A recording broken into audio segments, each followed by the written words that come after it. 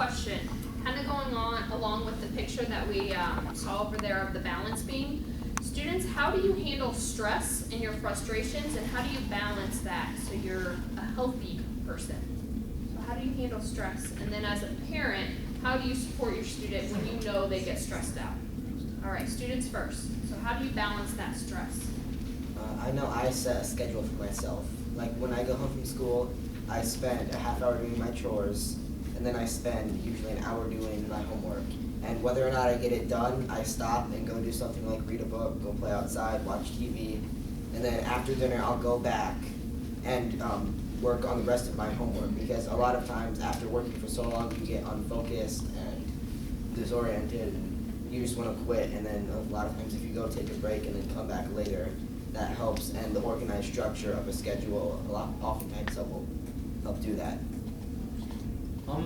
There's this really great analogy that I can't think of it. And the Urshel is the one who told us it last year, and it was something about our concentration, and I may have this wrong, but like you have to think of it, our concentration is it being in a teacup, and to where you've sat down enough and you've sat there and read and searched, to where it just starts filling over. You can't contain it. You don't know what to do. So at that point, you stop, drink some of it, and come back to it.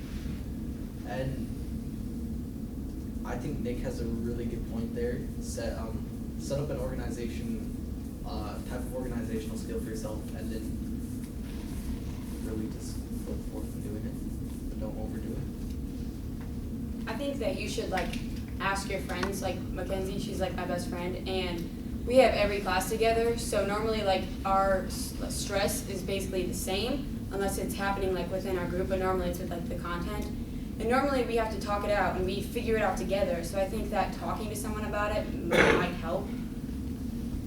I know the one thing that really helps me is talking to my parents about my frustrations with the group or the project. I actually did that last night, and it got me thinking about how I can get my group members to start working together, and it helped me get through that frustration and maybe solve that.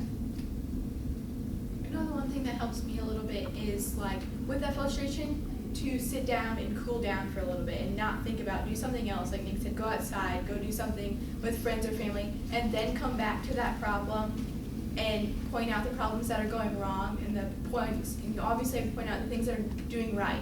You have to point out what you're doing great in, your achievements, and then go back to your problems you're having and think of ways to fix them. How do your parents help you with your stress level? How do you involve your parents to help? Let's go with Mackenzie. Okay, well, I'm gonna be completely honest with you. I do not handle stress well at all. When I'm stressed, I completely blow up to the point that I'm mad at everyone and I just want to be left alone.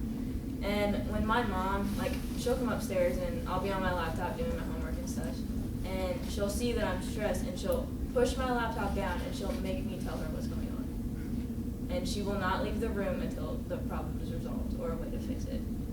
Colton, how does your mom and dad help you with stress? Well, I'm normally sitting at the table in the kitchen or somewhere at the counter, and I'm doing my homework, and when my parents see that I'm starting to get stressed, they normally say, well, either take a break, but one thing my mom's getting good at with bribing me is she'll make brownies or something, or I'll go take a break, and then she'll have all these marks on my paper about where to start next or where to go after this point. So just when you start to see your kids start getting stressed, just try to distract them with something else, and maybe leave little comments or something on the paper to help them continue on when they come back from whatever break they were doing. So food's always a good thing. And